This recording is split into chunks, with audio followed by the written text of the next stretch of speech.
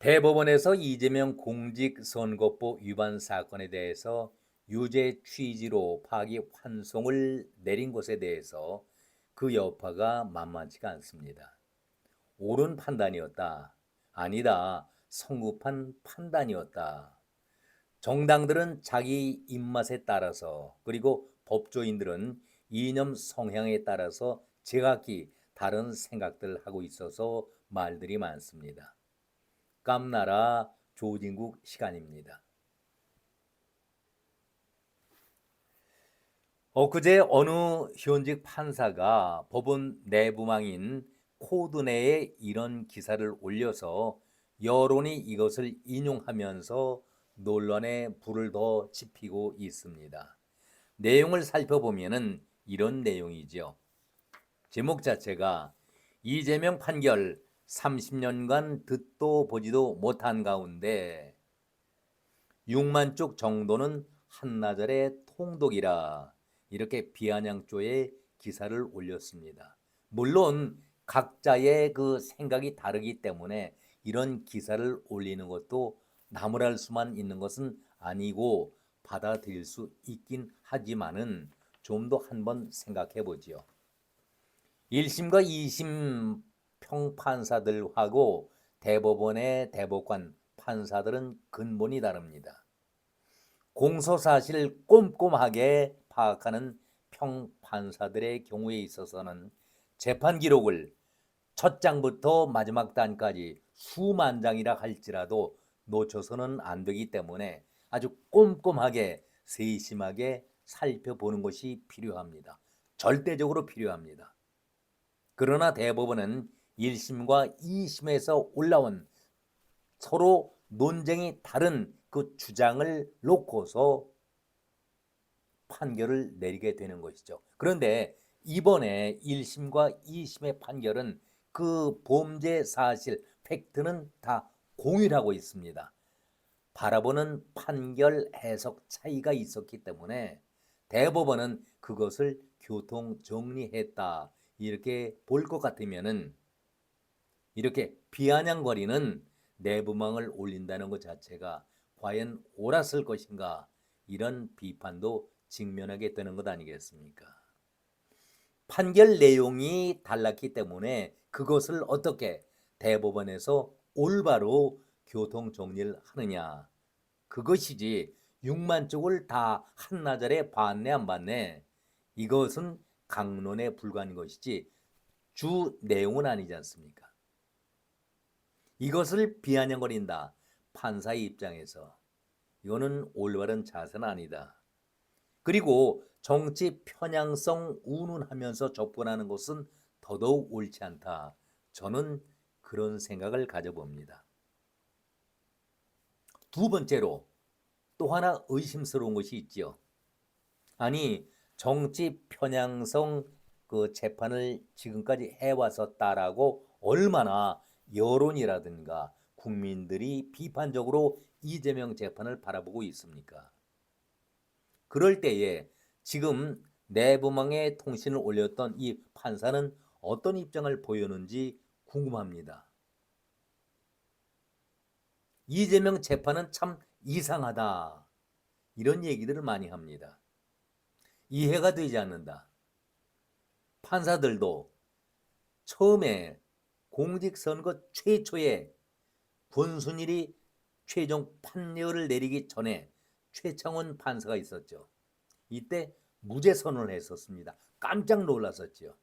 그리고 2심에서는 벌금 300만 원을 부과했습니다. 그리고 대법원에 와서 권순일이 무죄 추정으로 다시 파기환송을 시킨 바 있었습니다. 아무튼 최창훈 또 이름도 비슷한 유창훈, 김동현이 권순일 재판에 대해서도 지금까지 내부 통신망을 올렸던 이 판사는 어떤 입장을 보였는지 거기에 대해서는 한마디 언급이 없습니다. 그렇기 때문에 이 판사도 정치 편향성에 따르는 그런 비판을 올리지 않았나 하는 의심을 갖게 됩니다. 아무튼 대단히 궁금한 대목이 아닐 수가 없었던 것이죠. 세 번째로 의심이 가는 부분이 바로 이 부분입니다. 지금 두 번째 연결됐던 부분. 매번 어떻게 이재명 재판은 우연히 따르게 되는가?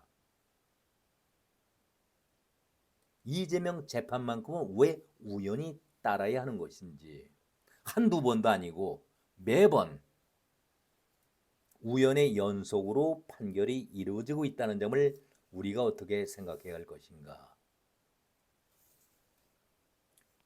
이재명은 당시에 형을 강제 입원시키려 했었네, 안 했네?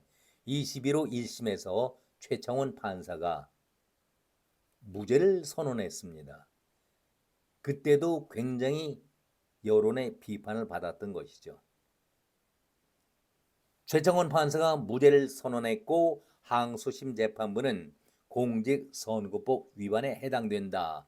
벌금 300만 원을 판결했습니다. 이렇게 되면은 이재명은 그 당시에 정치 생명이 끝나는 것이었습니다. 피선거권 박탈이 되니까요.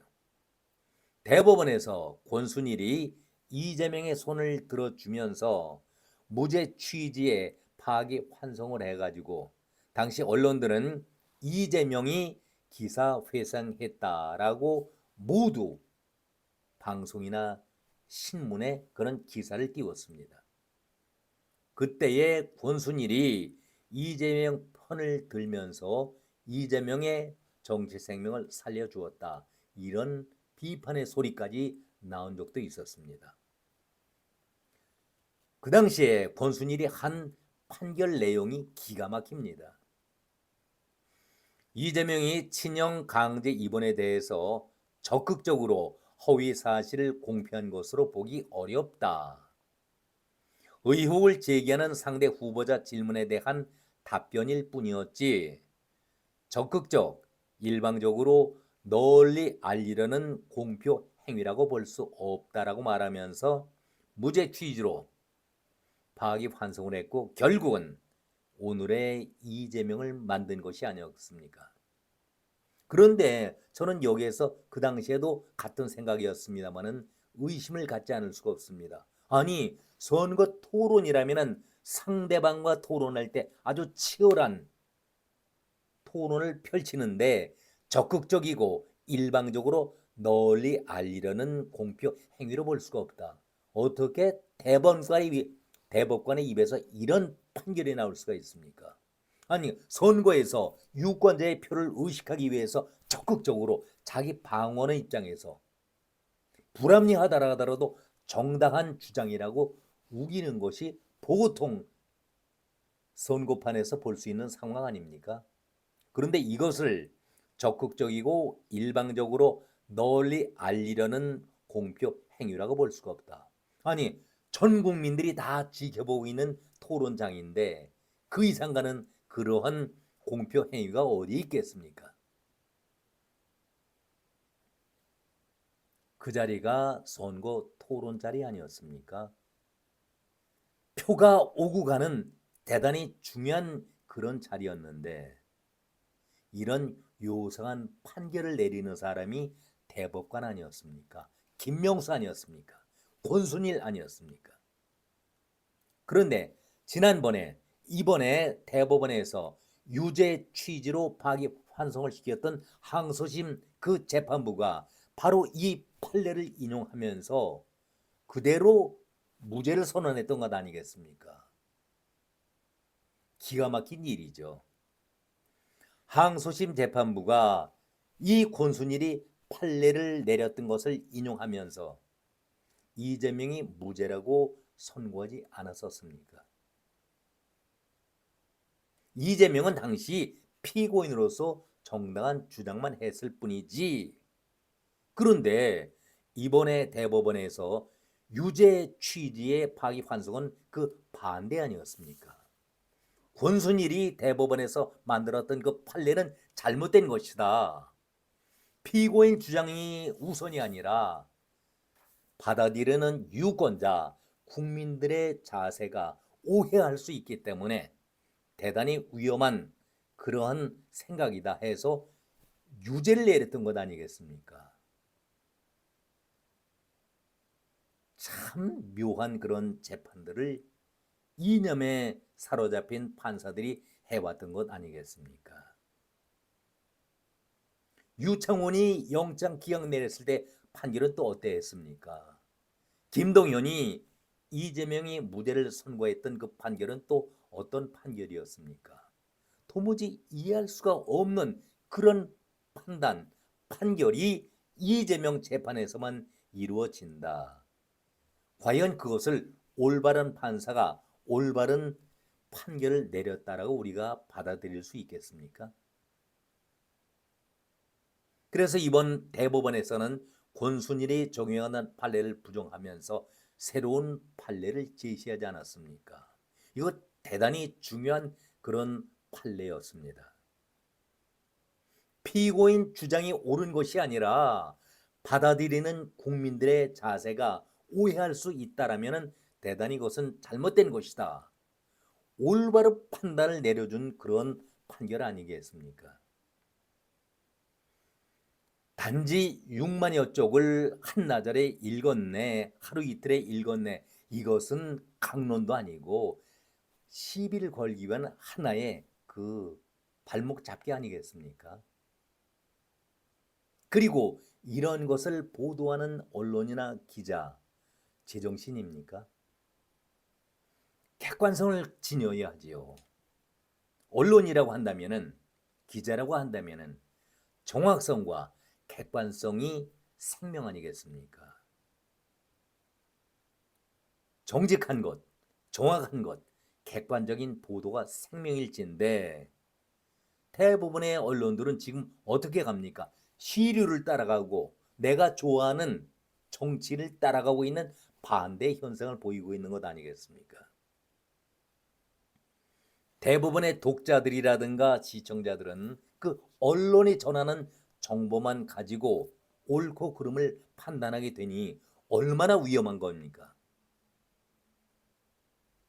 정말 신중한 보도 자세가 필요합니다. 기자는 그 사람이 그런 얘기를 했다라고 해서 옮기는 것이 기자가 아닙니다. 사실 팩트를 확인해야죠.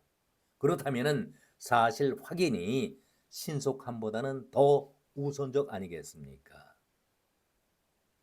이런 것을 여과 없이 그대로 보도하는 언론이라든가 기자가 정말 언론이요 기자라고 우리가 말할 수 있겠습니까? 오늘은 여기까지입니다. 고맙습니다.